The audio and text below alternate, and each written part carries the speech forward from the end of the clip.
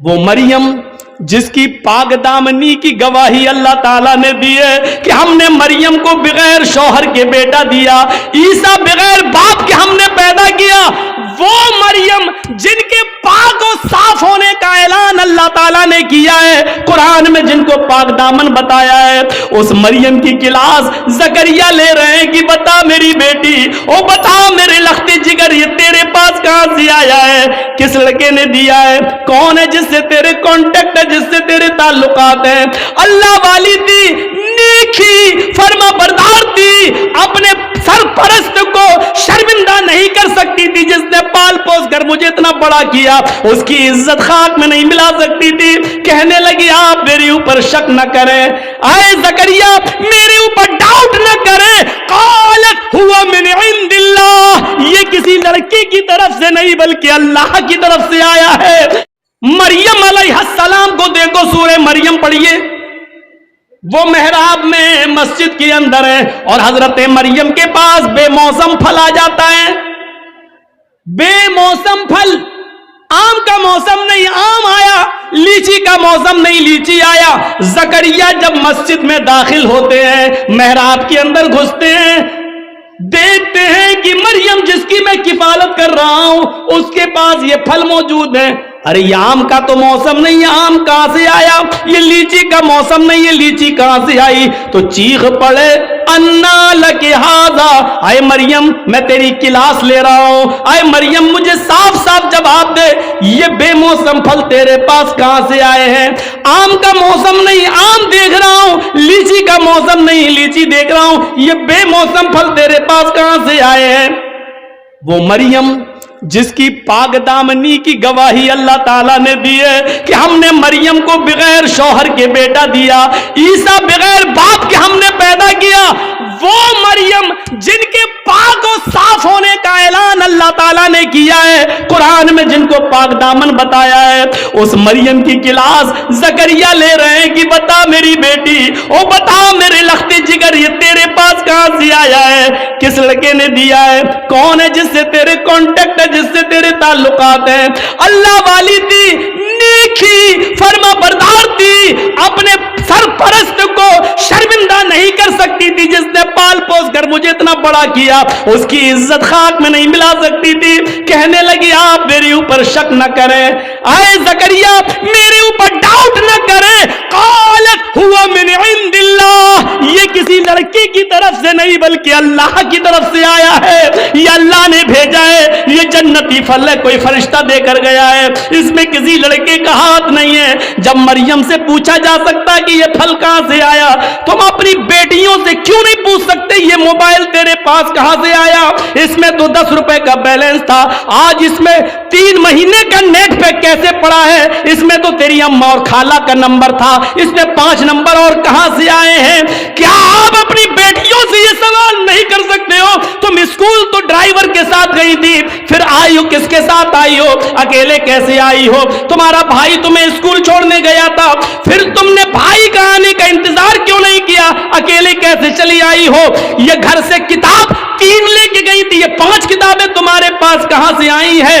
یہ سارے سوالات کی ذمہ داری ایک باپ کی بنتی ہے جو اپنی بیٹی سے پوچھے، اپنی اولاد سے پوچھے۔ اور اگر تم ایسا نہیں کر سکتے ہو تو تیار رہو، ہماری بیٹیاں کل RSS کے گنڈوں سے نکاح کرنے کے لیے تیار ہیں، اس لیے کہ یہ پلاننگ ہو چکی ہے کہ مسلم لڑکیوں کو اسکولوں میں جگہ دو اور ہندو لڑکوں سے کہہ دیا گیا کھل کے پیار کرو، کورٹ میرج کرو، ان کو نکاح کے بندھن میں باندھو اور 2-4 بچے پیدا کر کے بچے اپنے پاس رکھ کے عورت کو در در کی ٹھوکر کھانے کے لیے مجبور کر دو، اس کو نکال دو۔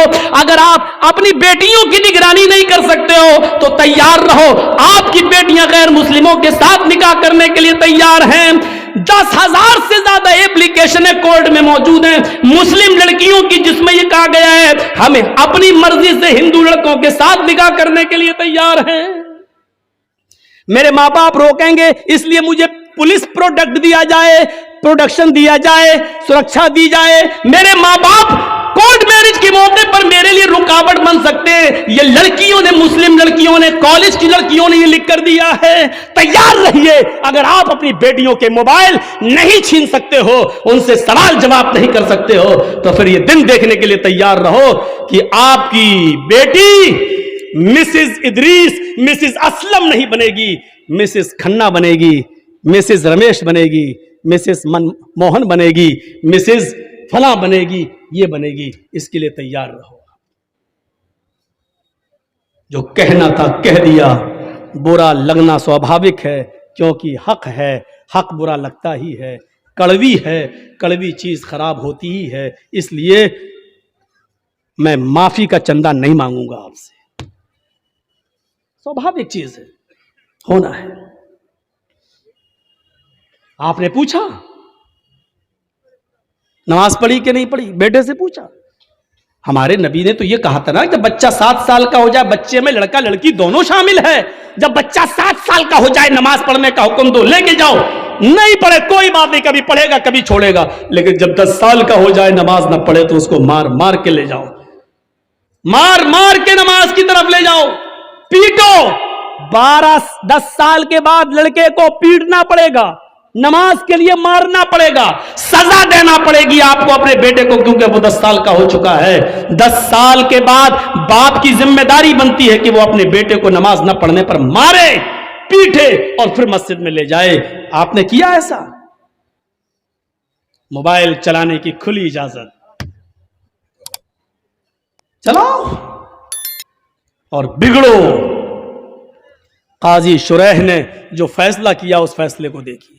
حضرت عمر فاروق جب فجر کی نماز پڑھانے کے لیے کھڑے ہوئے تو ابو لولو نے, فیروز نامی آدمی نے, کسی بات پر وہ حضرت عمر سے ناراض تھا, اس نے خنجر میں زہر بجھا لیا تھا اور چھپ کر بیٹھا ہوا تھا منبر کے پاس. حضرت عمر نے جو ہی کہا اللہ اکبر, فوراً اس نے خنجر مار دیا. حضرت عمر فاروق کے پیٹ میں وہ خنجر لگتا ہے, اس نے نکالا تو پیٹ تھوڑا سا پھٹ جاتا ہے, ناف سے لے کر جہاں شرمگاہ ہوتی ہے یہاں تک. جب اس نے خنجر نکالا تو یہاں تک پیٹ پھٹ گیا, خون کا دھارا بہنے لگا. نمازیوں نے ابو لولو کو پکڑنا چاہا لیکن وہ بھاگنے لگا. ایک صحابی نے اپنی چادر اس کے اوپر پھینکی جس سے اس کا پیر الجھ گیا, وہ گر گیا. جب اس نے دیکھا کہ اب میں پکڑا جاؤں گا اور بچوں گا نہیں, تو اس نے وہی زہر آلود خنجر اپنے پیٹ میں مار کر خودکشی کر لی اور مر گیا. لیکن حضرت عمر فاروق کو جب ہوش آیا تو ان کو دودھ پلایا جا رہا تھا, دودھ وہ منہ سے پیتے تھے, پیٹ سے باہر نکل جاتا تھا. شہد پلایا گیا تو شہد پیٹ سے باہر نکل گیا. جو چیز کھلائی اور پلائی جا رہی ہے وہ منہ سے تو کھلاتے تھے لیکن پیٹ سے باہر نکل جاتی تھی. اس حال میں کسی نے کہہ دیا امیر المومنین اب آپ فجر کی نماز کیسے پڑھیں گے؟ آپ پہلی رکعت میں تھے اور آپ کو خنجر مار دیا گیا ہے, آپ بے ہوش ہو کر زمین پہ گرے ہیں اور حالت آپ کی ہے کہ کھانا پانی پیٹ میں رک نہیں رہا ہے, آپ فجر کی نماز کیسے پڑھیں گے؟ حضرت عمر نے کہا پڑھوں گا, میری فجر کی نماز کیا ادا نہیں ہوئی ہے؟ کہا نہیں. پانی لاؤ, وضو بنایا, کھڑے ہو گئے. لوگوں نے کہا بیٹھ کے پڑھ لو, کہنے لگے نہیں نہیں ابھی کھڑے ہونے کی طاقت ہے. کھڑے ہو کر 2 رکعت نماز پڑھی اور نماز پڑھنے کے بعد فرمایا لوگوں اگر یہ حالت کسی اور کی ہو جائے, کھانا پانی بھی پیٹ سے نکلنے لگے, اس حال میں بھی اگر نماز کا ٹائم ہو جائے, نماز کا وقت ہو جائے اور اس آدمی کو ہوش ہو تو نماز اس حال میں بھی پڑھنا پڑے گی. اگر اس حال میں ہوش ہے, پیٹ پھٹ جانے کے باوجود, کھانا پانی پیٹ سے نکلنے کے باوجود اگر ہوش ہے اور نماز نہیں پڑھتا ہے تو لا حظ فی الاسلام لمن ترک الصلاۃ, تو ایسے آدمی کا اسلام میں کوئی حصہ نہیں ہے. اس حال میں نماز نہ پڑھے تو اسلام میں حصہ نہیں ہے. جو تندرستی میں نماز نہ پڑھے وہ مسلمان بنا بیٹھا ہے.